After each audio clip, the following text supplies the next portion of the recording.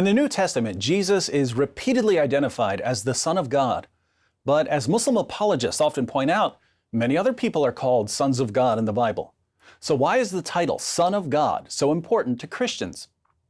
To understand why Jesus is called the Son of God, we need to look at the different ways people can be children of God in the Bible. First, human beings in general are called God's children in Acts 17 because, as the Apostle Paul says, in Him, in God, we live and move and have our being. God creates us and sustains us.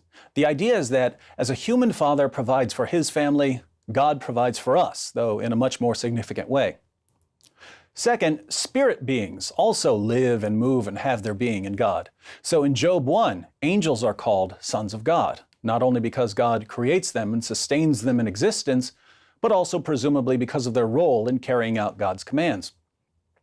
Third, the nation of Israel is called God's son. In Exodus 4, God tells Moses to say to Pharaoh, "Thus says the Lord, Israel is my son, my firstborn." This is tied to Deuteronomy 32, where Moses says to the nation of Israel, "God made you and established you, but you forgot the God who gave you birth." So the nation of Israel wasn't a normal, naturally developing nation. God produced the nation through divine intervention and was therefore Israel's father. Fourth, the reigning Davidic king, the king who was a descendant of King David, was called Son of God because he was put on his throne by God and he was to rule under God's authority as God's representative. Fifth, people who reflect God's will through their conduct can be called sons of God, since this gives them a kind of family resemblance. Thus, Jesus says in the Sermon on the Mount, "Blessed are the peacemakers, for they shall be called sons of God," Matthew 5:9. So the phrase Son of God can have a variety of meanings. Why then do Christians insist on calling Jesus the Son of God? Well, Jesus is the Son of God in a divine sense. It's His position in the Trinity. In the first century, most people thought of a son as someone who carried on the family trade. Sons didn't go away to college. They did whatever their fathers did. If your father was the butcher, you were the butcher. If your father was a baker, you were a baker. To say that someone is the Son of God in this sense would mean that he does the work that God does. And this is exactly what Jesus claims about Himself. According to both the Bible and the Quran, God is the one who raises the dead. But in John 5, Jesus says that He's the one who will raise the dead at the resurrection. According to both the Bible and the Quran, God is the final judge of all mankind. But in Matthew 25, Jesus tells His followers that He will be the final judge of all people. According to both the Bible and the Quran, God is the one who can ultimately forgive sins. And yet Jesus claims in Mark 2 that He's the one who forgives sins. So Jesus does the work that only God does. The only way someone can do the same work that the Father does is if he shares the nature and attributes of the Father. Jesus claims to have this unique relationship with the Father.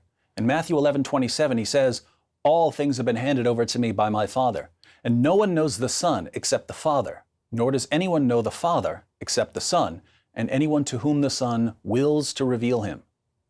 And this relationship has always existed. As we read in the opening verses of the Gospel of John, "In the beginning was the Word, and the Word was with God, and the Word was God.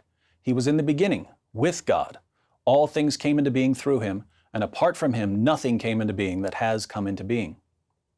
The Word, Jesus, the Son, was with God, and the Word was God. How could the Word be with God and be God? It only makes sense if you're thinking in Trinitarian terms. The same difficulty arises with the phrase Son of God. People ask, well, what was He, God or the Son of God? The confusion arises because people hear Son of God and they think of God producing some sort of separate offspring. Christians don't claim that God produced a son as an offspring. We claim that within the one nature or essence of God, the person of the Son is eternally with the person of the Father. So we can talk about Jesus being the Son of God because He's within the Trinity. He's the Son of the Father. But He's God because He has the same divine essence as the Father. For some reason, my Muslim friends always object to such eternal relations. But until these same Muslim friends stop telling me that the Quran is an eternal book that's co-eternal with Allah and eternally proceeds from Allah, I'll have to keep pointing out the inconsistency. So Jesus is the divine Son, and because he's the divine Son, he's the supreme example of the Son of God in all the other senses we looked at. Spirit beings are called sons of God, but Jesus is the highest spirit being.